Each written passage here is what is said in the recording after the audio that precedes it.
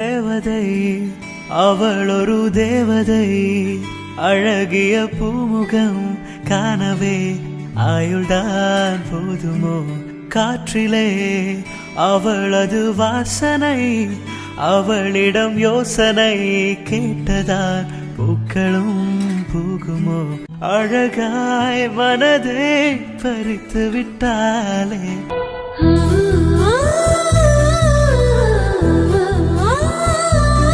எல்லாம் ரெடியா? கோவிலுக்கு கிளம்பலாமா? மீரா ரெடியாகி வந்துட்டா. அம்மா ஸ்ரீநிதி எங்க? ஏங்க, நான் அவகிட்ட நைட்டே சொல்லிட்டேன், நீ இன்னைக்கு ஆஃபீஸ்க்கு ஆஃப் டே லீவ் போட்டுரு, கோவிலுக்கு போகணும், பத்திரிக்கைலாம் வச்சு சாமி கும்பிட்டுட்டு வரணும், கண்டிப்பா நீ வரணும்னு எத்தனையோ முறை சொல்லிட்டேன். அவ இன்னும் ரெடியாகி வரா. நான் என்ன பண்றது? உங்க பொண்ணு எங்க நாங்க சொல்ற பேச்செல்லாம் கேக்குறா? என்னவோ. மா இருங்க, அக்கா ரெடியாகி வரணும்ல, ஏன் இவ்வளோ டென்ஷன் ஆகுறீங்க? கோவிலுக்கு போறதுக்கு தான் டைம் இருக்குல்லம்மா. ஆமா லட்சுமி, காலங்காத்தால் எதுக்கு புள்ளைய திட்டிக்கிட்டு இருக்க? கல்யாண பிள்ளை வேற. அவளே ஏற்கனவே நம்ம வீட்டு விட்டு நம்மளெல்லாம் விட்டு போகணும்னு ஏற்கனவே வருத்தத்தோட இருப்பா. புள்ளைய பாத்தியா? ஏதோ ஒரு வாரமா என்னமோ பறி கொடுத்த மாதிரி ஒரு மாறியாவே சுத்திக்கிட்டு கிடக்கா.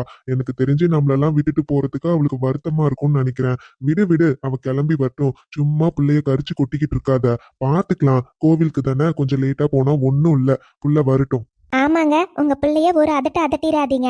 எப்ப பார்த்தாலும் செல்லம் கொடுக்கறதே உங்க வேலையா போச்சு. சரிங்க, நாம லேட்டா போலாம். மாப்பிள்ளை வீட்ல இருந்து கரெக்டா வந்துருவாங்கல்ல. அவங்கெல்லாம் என்னங்க நினைப்பாங்க லேட்டா போனா? நல்லாவா இருக்கும்? நல்ல நேரத்துல சாமி கிட்ட பத்திரிக்கை வச்சு கும்பிடணும். அதை விட்டுட்டு இப்படி லேட்டா வந்தா எப்படி? சரி லட்சுமி, புரியுது. இரு இரு, புள்ள வருவா. மீரா, கடைக்கு பவி போயிட்டாலோ? ஆமாம்மா, பவி கிளம்பிருப்பா. நேத்தே அவகிட்ட சொல்லிட்டு தாம்மா வந்தேன், நான் கொஞ்சம் இன்னைக்கு கடைக்கு லேட்டா வருவேன், அவளுக்கு தெரியும். அதனால அவ முன்னாடி போயிருப்பா. அப்படியா? சரி சரி. ஸ்ரீநிதி, ஏய் இன்னும் என்னடி பண்ணிட்டு இருக்க? சீக்கிரம் கிளம்பி வா. மா என்னம்மா காலையில கட்டிக்கிட்டு இருக்கீங்க? ஏய், என்னடி ட்ரெஸ் இது? கோவிலுக்கு போற புள்ள இப்படியா வருவாங்க? கல்யாண பொண்ணு இப்படிலாம் ட்ரெஸ் போட்டுட்டு கோவிலுக்கு வந்தா எப்படி? என்ன நினைச்சுக்கிட்டு இருக்க உன் மனசுல? உன் கல்யாண பத்திரிக்கை தான் சாமி கிட்ட வச்சு சாமி கும்பிட போறோம். இந்த ட்ரெஸ்லயா வருவாங்க? போடி, போய் தாவணி பாவடைய கட்டிட்டு வா போ. மா, நான் கோவிலுக்கு வரல. என்ன சொன்ன? கோவிலுக்கு வரலையா? ஆமா, நான் வரல. அதுக்கு எதுக்கு இப்ப இவ்ளோ கோவப்படுறீங்க? ஸ்ரீநிதி, நேத்து நைட்டே உன்கிட்ட நான் சொன்னேன், காலையில கோவிலுக்கு போகணும், பத்திரிக்கை சாமி கிட்ட வச்சு சாமி கும்பிடணும்னு. நீ என்னன்னா கோவிலுக்கு வரமாட்டேன்னு வந்து நிக்கிற? லட்சுமி இரு. என்னடாமா, கோவிலுக்கு போகணும்ல, நீ ஏன் வரலன்னு சொல்ற? அப்பா, எனக்கு எல்லாம் புரியுது. ஆனா நான் என்னப்பா பண்றது? நானும் லீவ் போடலான்னு சொல்லி தான் கேட்டேன். கடைசியில் அவங்க என்னன்னா, யூஎஸ்ல இருந்து கிளைண்ட்ஸ்லாம் வராங்க, லீவ்லாம் கொடுக்க முடியாது, காலையிலே வந்தே ஆகணும்னு சொல்றாங்க. நான் என்னப்பா பண்றது?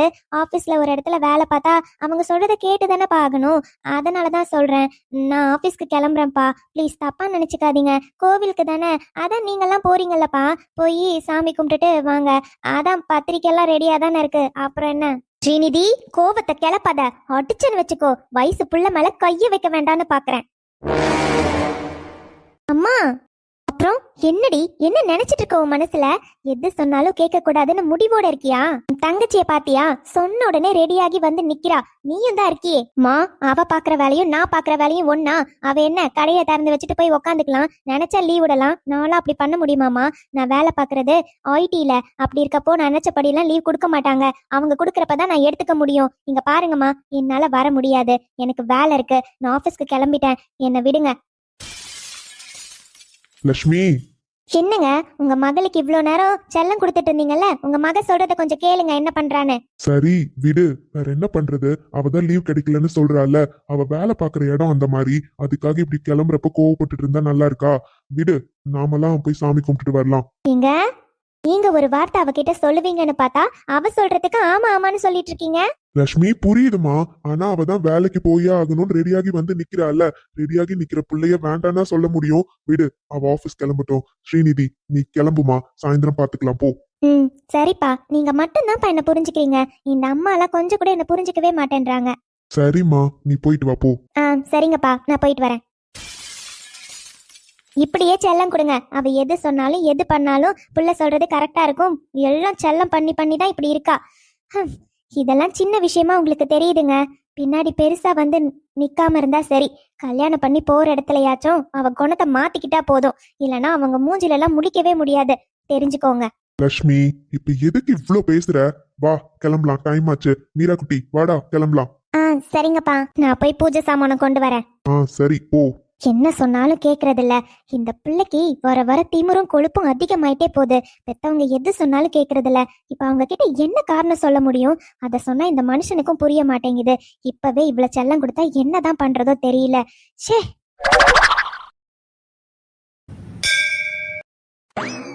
சண்முகா, நல்லபடியா சாமி கிட்ட பத்திரிக்கை வச்சு கும்பிட்டாச்சு. இனி கல்யாண வேலையை ஆரம்பிக்க வேண்டியதுதான். ஆமாப்பா, அவ்வளவுதான். வீட்டுக்கு போன உடனே பக்கத்துல இருக்கவங்களுக்கு எல்லாம் பத்திரிக்கை கொடுக்க ஆரம்பிச்சிட வேண்டியதுதான்.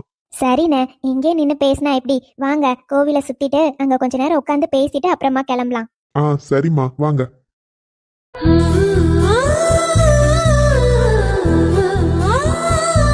அண்ணி மன்னிச்சிடுங்க. அது கடைசி நேரத்துல ஸ்ரீநிதியால கோவிலுக்கு வர முடியல. நைட்டே சொல்லியிருந்தேன். காலையில அவளும் வரேன்னு கிளம்பிட்டா. கடைசியில ஆபீஸ்ல இருந்து ஃபோன் பண்ணி கண்டிப்பா வந்தே ஆகணும், மீட்டிங் இருக்குன்னு என்னமோ சொன்னாங்களா. அதனால புள்ள ட்ரெஸ்ஸை மாத்திக்கிட்டு கிளம்புற மாதிரி ஆயிடுச்சு. தப்பா நினைச்சுக்காதீங்க அண்ணி. பரவாயில்ல அண்ணி, இதில் என்ன இருக்கு? வேலைன்னு கூப்பிடுறப்ப போகாமையா இருக்க முடியும். அதுவும் இந்த மாதிரி பிரைவேட் கம்பெனிலலாம் வேலை பார்த்தா அவங்க கூப்பிட்ட நேரத்துக்கு போய் தானே அண்ணி ஆகணும். புரிஞ்சுக்க முடியுது. பரவாயில்ல அண்ணி, இதில் என்ன இருக்கு? அதான் நாமெல்லாம் வந்து நல்லபடியா சாமி கும்பிட்டு எல்லாம் நல்லபடியா நடந்துருச்சுல, அப்புறம் என்ன அண்ணி? சரிங்க அண்ணி. என்ன மாப்பிள்ள அமைதியா இருக்கீங்க? ஒன்றும் இல்லை அத்தை, சும்மாதான். நீங்களாம் பேசிட்டு இருக்கீங்க, அதான் அப்படியே கேட்டுட்டு. சரிங்கப்பா. உங்களுக்கு ஆஃபீஸ்க்கு போகணுமா? ஆமா அத்தை. இதுக்கப்புறம் வீட்டுக்கு போயிட்டு ரெடி ஆயிட்டு கிளம்ப வேண்டியதுதான். ரகு போயிருக்கான், அதனால மீட்டிங்லாம் அவன் பார்த்துப்பான் அத்தை. அப்படியா, சரிப்பா. மீரா, என்னடா செல்லம்? நீ சொன்னல என்ன எப்ப பார்த்தாலும் gift கொடுப்பேன்னு, இன்னைக்கு எனக்கு gift கொடுக்கவே இல்ல. அட ஆமால, அபிக்குட்டிக்கு gift கொடுக்கணும்னு எடுத்துலாம் வச்சேன்டா. ஆனா வர அவசரத்துல மறந்துட்டு வந்துட்டேனே. ஒண்ணு பண்ணலாம், இன்னொரு நாள் கண்டிப்பா அபிக்குட்டிய பாக்குறப்போ மீரா gift கொடுப்பேன். ஓகே? என்ன ஓகேவா? மறந்துட்டியா? சரி பரவாயில்ல. அடுத்த முறை நம்ம பாப்போம்ல, அப்போ எனக்கு gift கொடுக்கணும், சரியா? ஓகே, கண்டிப்பா நெக்ஸ்ட் டைம் பாக்குறப்ப மீரா உனக்கு gift கொடுப்பேன். அபி, உன்கிட்ட எத்தனை முறை சொல்லி கூட்டிட்டு வந்தேன் மீரா அக்காவை பார்த்தா gift கேட்க கூடாதுன்னு. ஆனாலும் பார்த்த உடனே கேட்டுட்டால நீ. என்ன இனியா நீங்க? அவகிட்ட நான் தான் முன்னாடியே சொல்லியிருந்தேன் எப்ப பார்த்தாலும் gift கொடுப்பேன்னு. அதனாலதான் அவ மறக்காம கேக்குறா. இதுக்கு எதுக்கு நீங்க அவகிட்ட சொல்றீங்க? இல்லக்கா, நீங்களே கடைக்காக தான் எல்லாமே செய்றீங்க, சும்மாவே கொடுக்குற மாதிரி இருக்குல்ல, அதான். அட இதுல என்னம்மா இருக்கு? சின்ன பிள்ளைக்கு கொடுக்குற பொம்மையிலையா நான் கணக்கு பார்ப்பேன்? அதுல எவ்வளவு காசு வந்துட போகுது? அதெல்லாம் ஒண்ணும் இல்ல. இவளுக்கு பிடிச்சிருக்கு, நான் கொடுக்குறேன், அவ்வளவுதான். அபிக்குட்டி எது கேட்டாலும் நான் கண்டிப்பா கொடுப்பேன். சரியாடா அபிக்குட்டி? சரி கோபாலு, இவ்வளவு தூரம் வந்துட்டு வீட்டுக்கெல்லாம் வராம இருந்தா எப்படி? எல்லாரும் வாங்க வீட்டுக்கு போலாம். டேய் சண்முகா, இப்ப முடியாதுப்பா, கொஞ்சம் வெளியே போற வேலையும் இருக்கு. இப்ப நாங்க எல்லாருமே வீட்டுக்கு கிளம்புறோம். இன்னொரு நாள் கண்டிப்பா வரலாம். அது இப்பதான் சம்மந்தி ஆயிட்டோம்ல, கல்யாணத்துக்கு அப்புறம் அடிக்கடி வரப்போக தானே இருக்க போறோம். அட அதுக்காக இப்ப வீட்டுக்கு வர மாட்டீங்களான்னு? வாங்கண்ணே, எல்லாரும் வீட்டுக்கு போயிட்டு அப்புறமா நீங்க போலாம். எல்லாரும் சேர்ந்து சமைச்சு சாப்பிட்டுட்டு அப்புறமா போலாமே. அக்கா நீங்க வேற, நீங்க தப்பா நினைச்சுக்காதீங்க. நிஜமா வீட்ல அண்ணி எல்லாமே சமைச்சு வச்சிருப்பாங்க. நாங்க இப்போதைக்கு வீட்டுக்கு போறோம், இன்னொரு நாள் கண்டிப்பா வரோம். அது மட்டும் இல்ல, கார்த்திக்குக்கும் ஏதோ மீட்டிங் இருக்குன்னு சொல்லிக்கிட்டு இருந்தான். அவனும் வீட்டுல போய் தான் ரெடியாகி கிளம்பணும். அவன் கூட தானே கார்ல வந்தோம், அப்புறம் பிள்ளைக்கு லேட் ஆயிடக்கூடாதுல்ல, அதான். ஆமால, அதுவும் சரிதான். அவருக்கு எப்படியும் வேலை இருக்கும்ல. சரி சரி, நீங்க எப்படி தோணுதோ அந்த மாதிரி பண்ணுங்க. ஆனா கல்யாணத்துக்கு அப்புறம் அடிக்கடி நம்ம வீட்டுக்கெல்லாம் வரப்போக தான் இருக்கணும். அதெல்லாம் கண்டிப்பா பாத்துக்கலாம் நீ.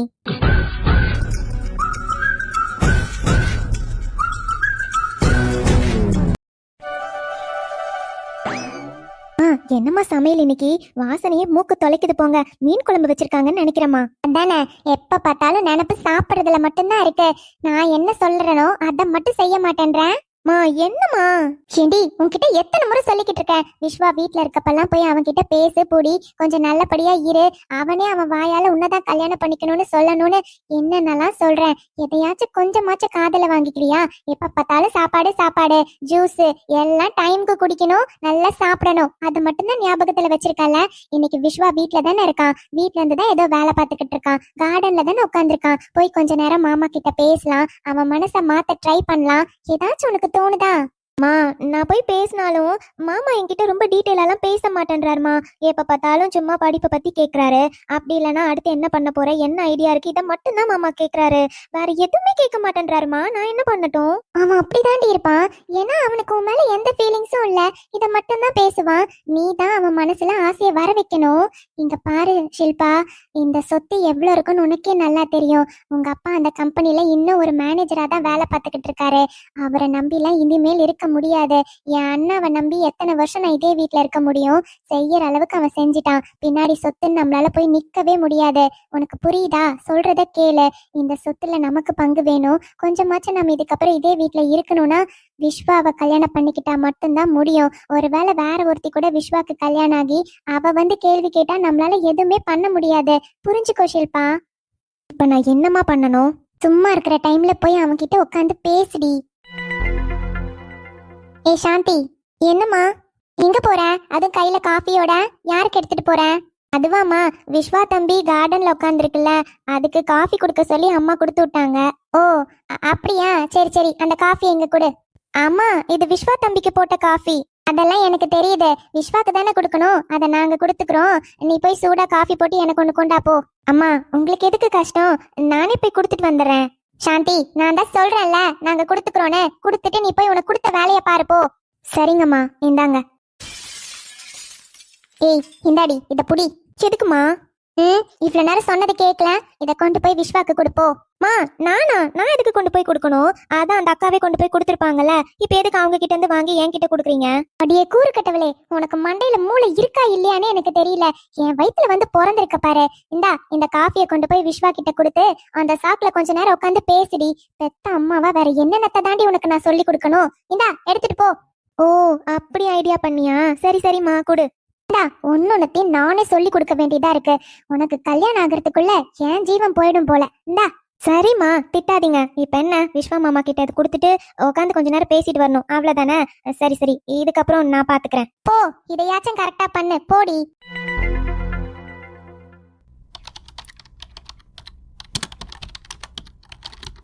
மாமா. என்ன ஷில்பா? என்ன மாமா பண்றீங்க? பார்த்தா எப்படி தெரியுது? என்ன இவரு இவ்வளவு டென்ஷனா பேசுறாரு? மனுஷன் ஒருவேளை டென்ஷனா இருக்காரோ? நீங்க ஒர்க் பண்ற மாதிரி தான் மாமா தெரியுது. சும்மா தான் கேட்டேன். தெரியுதுல்ல, அப்புறம் என்ன ஷில்பா? தேவையில்லாம ஒரு கேள்வி வர. சரி சொல்லு, எதுக்கு கூப்பிட்டேன்? அதுவா, இந்தாங்க மாமா, உங்களுக்கு காஃபி கொடுத்துட்டு போலான்னு வந்தேன். என்ன, நான் காஃபி கேட்கவே இல்லையே. நீங்க கேட்கலையா மாமா? ஆனா அத்தை தான் உங்களுக்கு கொடுக்க சொல்லி கொடுத்தாங்களே. அம்மா கொடுத்தாங்களா? சரி கொடு. வேற? ஒன்றும் இல்லை மாமா. சரி, அதான் காஃபி கொடுக்க வந்தேன், கொடுத்துட்டல்ல, கிளம்பலாமே. மாமா, இப்ப காஃபி தானே குடிக்க போறீங்க? ஃப்ரீயா தானே மாமா இருப்பீங்க? கொஞ்ச நேரம் நம்ம பேசிட்டு இருக்கலாமே. என்ன ஷில்பா, இப்பதானே நான் சொன்னேன் எனக்கு ஒர்க் இருக்கு, ஒர்க் பண்ணிட்டு இருக்கேன்னு. பார்த்துட்டு தானே இருக்கேன். அப்புறம் ஃப்ரீயா இருக்கீங்க தானே, பேசலானா என்ன அர்த்தம்? கொஞ்சமாச்சும் உனக்கு புரியுதா இல்லையா? நான் என்னமோ வெட்டியா உட்காந்துருக்க மாதிரி கேக்குறேன். இல்ல மாமா, அது எனக்கு போர் அடிச்சதா, அதான். என்னது போர் அடிச்சுதா? ஆமா, உனக்கு செமஸ்டர் எக்ஸாம் எப்போ? அது நெக்ஸ்ட் வீக் மாமா. எல்லாம் படிச்சிட்டியா? அது அது படிச்சுக்கிட்டே இருக்கேன் மாமா. அப்புறம் போர் அடிக்குதுன்னு சொல்ற. நெக்ஸ்ட் வீக் தானே செமஸ்டர் எக்ஸாம். சோ எதுவும் முழுசா படிக்கலன்னு சொல்ற. அப்போ உட்காந்து படிக்கலாம்ல. எதுக்கு இப்படி டைம் வேஸ்ட் பண்ணிட்டு இருக்க? படிச்சாதான் நல்ல ஜாப்க்கு போக முடியும். நெக்ஸ்ட் செமஸ்டர்ல எல்லாம் உனக்கு ஜாப் ஆஃபர்ஸ் வர ஆரம்பிச்சிரும். சோ நல்ல கம்பெனில செலக்ட் ஆகணும்னா நல்ல மார்க்ஸ் இருக்கணும்ல. சோ போய் முதல்ல படிப்புல கான்சென்ட்ரேட் பண்ணு. ஐயோ, இந்த மனுஷங்கிட்ட ஆசையா பேச சொல்லி இந்த அம்மா அனுப்புனாங்க. இவர் என்னன்னா எப்ப பார்த்தாலும் படிப்பு படிப்பு படிப்பு. கடவுளே, இவர்கிட்ட இருந்து எப்படிதான் தப்பிக்க போறேன்னு தெரியல. இவர் மனசை எப்படி என்னால மாத்த முடியும்? எப்ப பேசினாலும் படிப்பை தவிர வேற எதுவுமே பேச மாட்டேன்றாரே.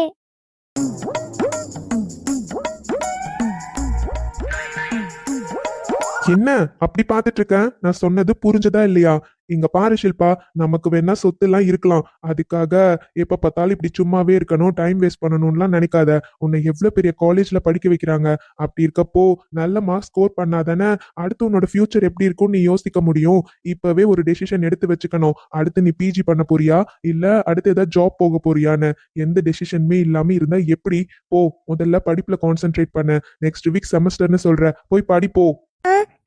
சரிங்க மாமா, இதோ நான் கிளம்புறேன். இதுக்கப்புறமும் இங்க உட்காந்துருந்தோம் இந்த மனுஷன் படிப்பு படிப்புன்னு சொல்லியே நம்ம கழுத்து அறுத்துருவாரு. ஷே, எப்ப பார்த்தாலும் படிப்பு படிப்பு. நம்மளால முடியலப்பா, முதல்ல இங்க இருந்து எஸ்கேப் ஆகணும். இந்த அம்மா வேற சொன்னா கொஞ்சம் கூட புரிஞ்சுக்க மாட்டேன்றாங்க. நம்மளால முடியாது, முதல்ல இங்க இருந்து கிளம்பிடணும்ப்பா. என்ன பொழப்பு இது? நம்ம வாழ்க்கை எதை நோக்கி பயணமா போய்கிட்டு இருக்கு?